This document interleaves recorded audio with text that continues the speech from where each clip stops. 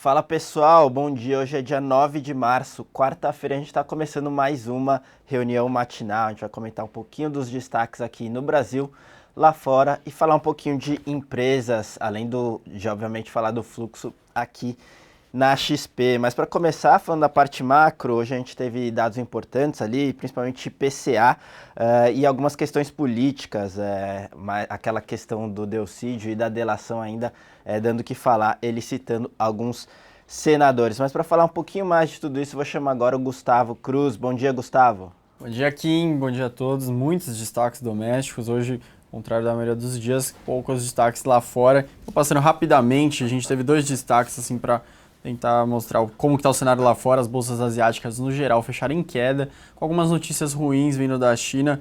O governador de uma das províncias anunciou que pretende fechar 60% das fábricas de aço locais até 2020. Impactou bastante as bolsas por lá. Outro destaque internacional fica com a produção industrial do Reino Unido, que avançou 0,3%, abaixo dos 0,5% esperados pelo mercado. As bolsas da Europa e os futuros de Nova York, eles avançam, muito puxados também pela expectativa amanhã da reunião do Banco Central Europeu, onde devem ser anunciados algumas mudanças no pacote de estímulos que completou um ano faz pouco tempo. Agora sim, indo para a parte doméstica, muitos assuntos para falar. Começando pelo IPCA.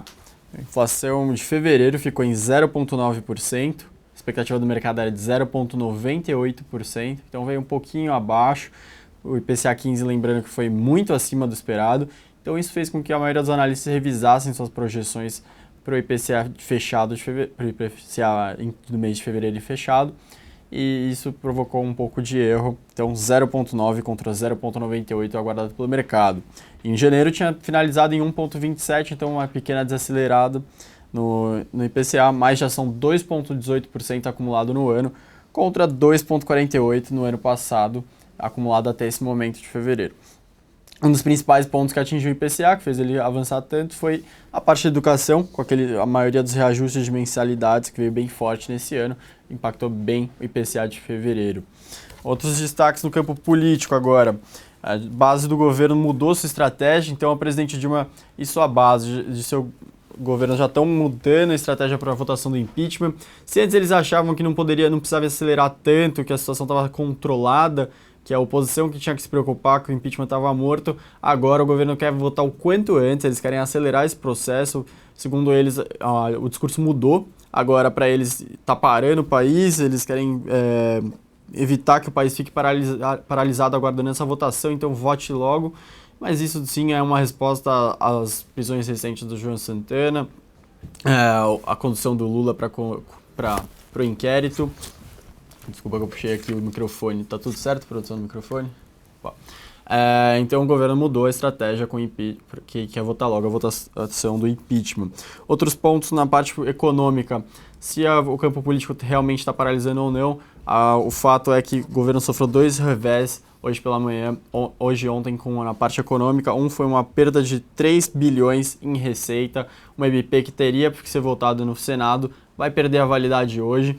É uma MP que elevaria a alíquota de imposto de renda na fonte incidente sobre pagamento de juros sobre capital próprio aos sócios e acionistas, e o governo não conseguiu fazer com que ela fosse votada no Senado, até que ela vai extinguir por causa da validade.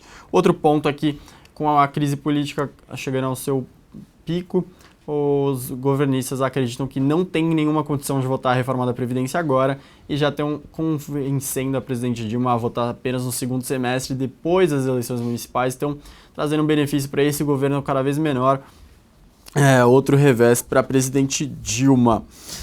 Antes de passar para o Ricardo Kim, 2 pontos. Delcídio teria citado na sua delação premiada Renan Calheiros, Aécio Neves e diversos outros ministros, como Edson Lobão, e Romero Jucá.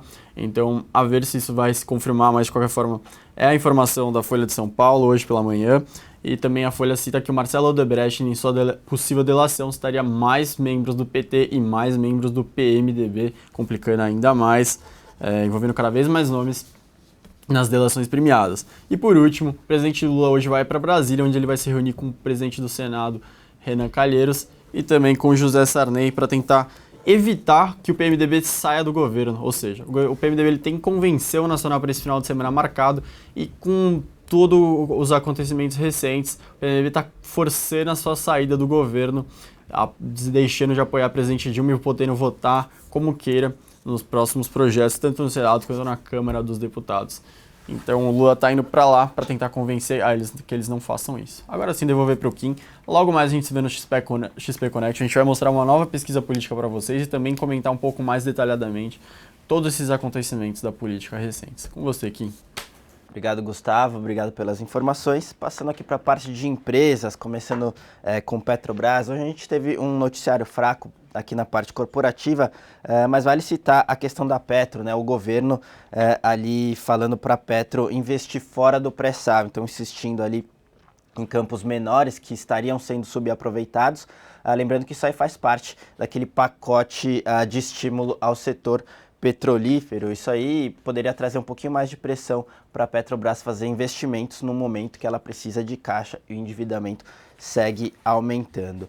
Partindo para a siderurgia, aqui ainda a novela da Uzi Minas com a Nippon e a Ternium, algumas notícias de que a Nippon estaria prestes a fazer um aumento de capital de cerca de 1 bi de reais. Eles ainda têm que acordar isso no Conselho de Administração. A gente deve ver a reunião entre essa semana e a próxima para decidir se vai ter ou não aumento de capital. Lembrando que a Ternium era um pouquinho contra, mas parece que eles estão começando a alinhar o discurso nesse sentido, tá, pessoal? Então foi isso, talvez os principais destaques na parte corporativa. Passando para a parte de fluxo já, fluxo aqui na XP, no dia de ontem a gente teve na parte compradora, nos locais, né? Os locais terminaram net vendidos em 20 milhões de reais e na parte compradora, destaque para Bradesco, Vale e GGBR, destaque na venda para BB Seguridade. Os estrangeiros eles ficaram net comprados em 33 milhões de reais, destaque na compra para BVMF, Vale, Pecar, Braskem e TIMP. Destaque na venda para Petro, Ambev, Itaú e Suzano, tá? Esse foi o fluxo aqui na casa no dia de ontem. E para terminar, a gente teve alguns comentários da nossa mesa de BTC. A gente ainda tem demanda forte para OIBR, Vale, Petro e BVMF. Depois dessa recente alta ali, o pessoal procurando aluguel para ficar short, tá, pessoal? Bom, então esses foram os principais destaques de hoje. Como o Gustavo citou, a gente vai ter XP Connection logo mais, a gente vai poder comentar um pouquinho melhor de todo esse cenário, falar um pouco de empresas e investimentos, tá, pessoal? Então por hoje eu vou ficando por aqui. Bom dia a todos e até a próxima.